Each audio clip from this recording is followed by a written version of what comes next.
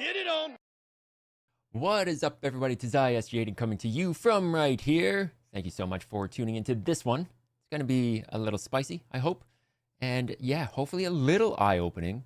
Maybe not so much eye-opening, but I do have a take at the end, so I do hope that you stick around until the end to hear my somewhat fresh take on what has transpired over the last few days. Back to when the debates happened. I guess I was on Wednesday or Thursday, the English debates, and what happened afterwards or didn't happen. But I do want to start things off by talking about the Liberals and how Mr. Carney has essentially said, if you ain't cheating, you ain't trying. So let's have a look, rewind things back, shall we? Just in case you don't remember, this came out back in March. Mark Carney faces plagiarism accusations for 1995 Oxford doctoral thesis. 10 instances of apparent plagiarism, according to academics who reviewed the material. If you ain't cheating, you ain't trying. He got away with this one, apparently. So there is evidence number one of that fact where he just doesn't care. He will cheat his way to the top. You know what? Good on him. I'd love to be called Dr. SG80. That would be wonderful. A little more recent, when Liberal operatives planted "Stop the Steal" buttons at a Conservative conference. Way to go, you donkeys, and going out and bragging about it in front of a journalist. Maybe you thought that because they were part of the CBC, they wouldn't report on it, but thank you, Kate McKenna, who actually broke the story and posted this on the CBC website. I'm actually kind of surprised that happened, but I guess it was probably going to be too big to ignore. So good on her for posting this on CBC's website. But yeah, they had junior reps or whoever they were out at a Conservative conference posting these and dropping these off, thinking that it would paint Pierre and the Conservatives as Trumpian MAGA enthusiasts, I guess. But they opened their mouths, and of course, the truth came out. Thank you, Kate, for showing this. And again, if you ain't cheating, you ain't trying. So good on them. They're definitely trying, because they are certainly cheating. And the last piece that I wanted to show from my writing is this insanity of a ballot. 91 different names. I assume 80 some, like this doesn't even show Carrie Hildebrandt, Darcy Vanderwater, not even posted as independent. I didn't even notice this as I was voting. I didn't notice that they didn't even show up as independent. This is just flooding the market, essentially, trying to confuse people. I really hope that people will see that this actually is in alphabetical order, and they could find Pierre, who's up here, number X up here. But again, tell me that this isn't targeted to affect the Conservative vote, to try and get people to walk away from the polls, because this is a long piece of paper. The volunteers had to fold it in a certain way. And let me tell you, they took their sweet time doing it. So I don't know if that was to get people to get annoyed by how long it actually took to process people, but it is only early voting, so I hope that things will speed up. I mean, we hit record numbers in early voting day one, so that is, I believe, a good sign for the Conservatives. But unfortunately, from what I've seen, there have been videos floating of a lot of silly elbows up lines. Oh my God, insanity. But this is what we had to deal with. Independents and non-independents, Alexander Lean, come on, like Jenny Boudreau, nothing. At least put yourself down as an independent, not just as nothing. This was just insane. We saw it, joked about it, a couple people in line as well. That just goes to show you, if you ain't cheating, you ain't trying. And that isn't the only piece where I believe that they tried to cheat. And it goes back to the English debates. And we're going to touch on how the left media just lost their minds. And these are the people that want you to believe that they are the ones that you should be listening to, and only them. But Jasmine Lane and the Elevate podcast both had some clips of just the insanity that went on behind this importance of this election. And it was just nasty. That's probably the best way that I could say that. Well, then let's do it. Okay. These guys, these right-wing incel top left guy laughing them over and over and over again. This is an election campaign, and they seized the weakness of Michelle Cormier and the commission to turn last night into a clown show. Right. First of all, they start goading people. Cormier and the commission, of course, allow Ezra, an arsonist, into the room, and then they give him a nice bunch of kindling and a match. And, they get into an argument with them. That allows them to tape everything. And then we, Corey, myself, Kathleen, we're all kicked out of. They just said their reaction is, all right, well, we're going to lock down the media filing room, which is where we were supposed to watch it. So they're like, okay, we're going to kick everybody out. That way it will maintain some integrity in this room. So they kick us out, but they leave the in. That's the dude that is supposed to be listened to. That kind of rhetoric, that kind of anger, and just whining and complaining about, they let us in. He doesn't even know that it wasn't Ezra. It wasn't the independent media that started this. How about you get your facts right and then come out with this nonsense? You don't have your facts straight. You got your news from CBC because apparently they ended up calling security because they were spewing misinformation about Ezra Levant. He went to discuss that with them.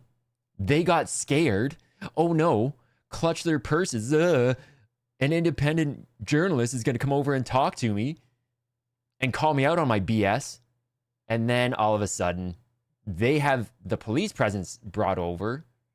And then, again, this is kind of leading into things. They had the police called over. They're on the airways telling you what is happening, their version of it, right or wrong. I don't know. I wasn't there. I don't know exactly what Ezra did, but I'm pretty sure he wasn't waving around a bat with nails in it, threatening them. He's a pretty even-keeled guy if you actually watch any of his stuff. So this is the kind of stuff that we have to deal with. And Elevates also had a clip that showed exactly what kickstarted this. So let's have a look at that. It did happen between Cian and Bexty and Stuart Benson. And we kind of cut out the first half. It was about discussion about a specific candidate and some things they said, and the words used were not the nicest. But we'll show you the last half of what was said and look at the confrontation that takes place between the two of them. Respect for the industry and the profession. Sure you do, yeah. Your little chattering class. Sure. You third-party advertisers that you Who work are you? for. Who are you? Who do you work for? Rebel News. Who do you work for? Rebel News, owned by Ezra Levant, is a different company. Why doesn't people reach out Why are you screaming? so they can stop spreading misinformation? So Also, can you act professionally? Why are you screaming, by the way? Literally screaming. well, I want to make sure the guys filming it over there get the good audio. Did you Good. read right Can you hear me here? okay? Am I enunciating properly?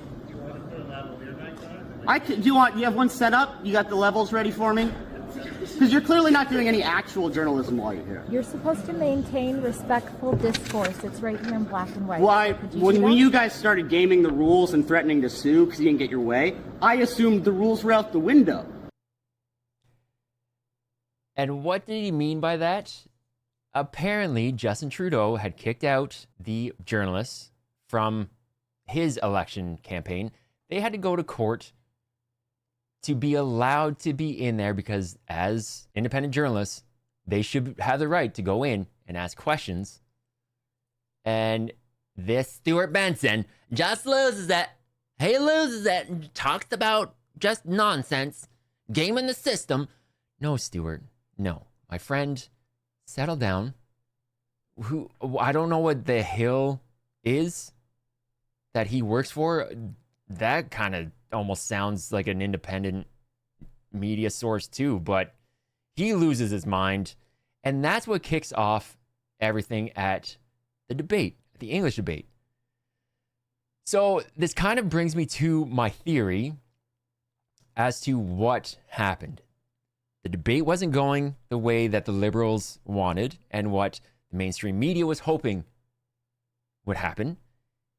Carney was getting pummeled by Pierre, by, I don't know if Jag was even doing anything. He was there just opening his mouth whenever somebody else started talking. And Yves Blanchette. So he was getting it from every direction. And they didn't like it because he couldn't handle himself. I mean, he couldn't even fire junior staffers for placing those buttons at a Conservative Party after being called out. No, they just lost that position and got shuffled around.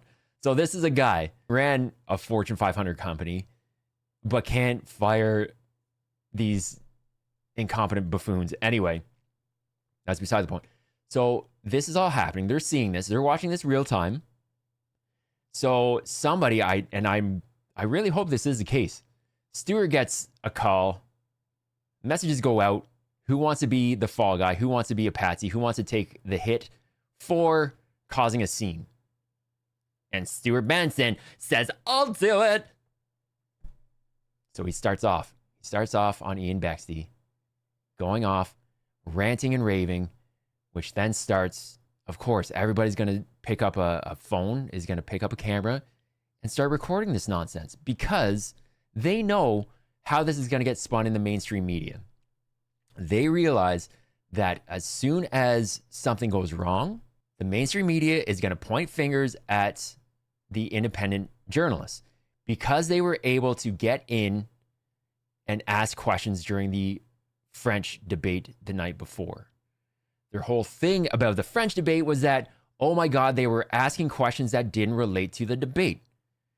Well, the debate is heavily moderated, and I did another bit of a search. And let's see.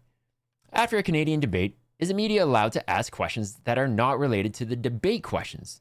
Yes, Canadian media can absolutely ask questions that are not directly related to the debate topics.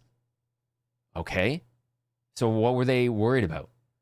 The debate asked the questions. They got answers for those questions. Why would they reiterate and ask the same questions? They want to ask questions about something that wasn't covered. So that was the whole thing regarding their losing it after the French debate, was that they went off script. They didn't ask questions about the questions that were asked during the debate. Why would you?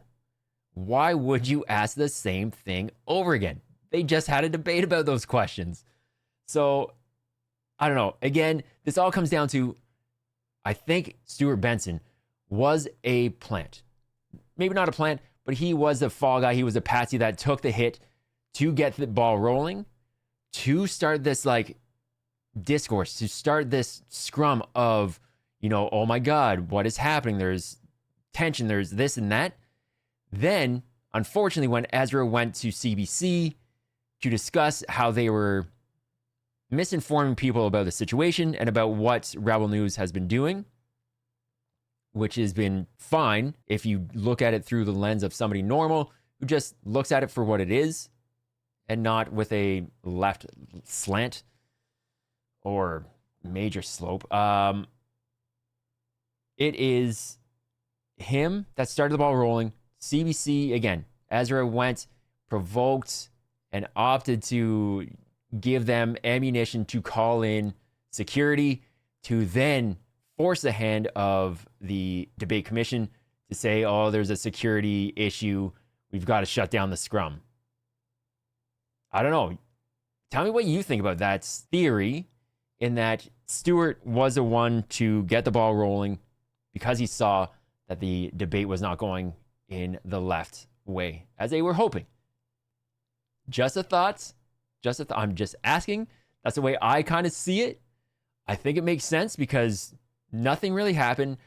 I will say, because I am objective and look at both sides equally, the way that some of the independent media handled it after the fact, Menzies, I think is his name, I don't believe he should have been shoving a camera in the face of, I don't know who the gentleman was, got it slapped out of his hands, not once, but twice.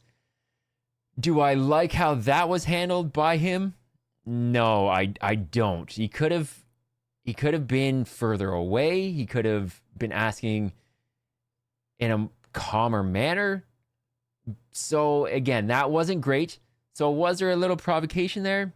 Perhaps. However, again, on the flip side of that, did the guy really need to slap it out of his hand because he was so angry? No, I don't think so. So, like, one doesn't negate the other. They were both in the wrong at that point. Would one have happened without the other? Maybe not. But let me know what you think in the comment section below. I have a feeling that if you ain't cheating, you ain't trying is the motto of the Liberal Party and of the campaign. He's stealing Pierre's platform. He put a pause on the gas tax. A pause. He reduced it to 0. Didn't actually get rid of it. He's talking about tax breaks. Oh my goodness. I almost forgot to bring this up, folks. Check this out. Where we have this right here. Government is spending too much and investing too little. Proceeds to argue that the re-election, they're the only ones to fix it. Okay? So this is part of his platform. So there's this. And then on April 19th, there was a promise to spend $130 billion more. No timeline to balance the budget.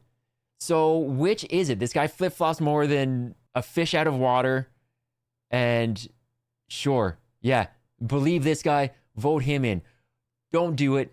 Don't do it. Don't do it. Anybody but pick somebody else if you have to. But this guy is not the one for us. Anyway, back to it.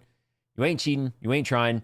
He's flip-flopping. He's doing whatever he can to essentially swindle the Canadians and the Canadian voters.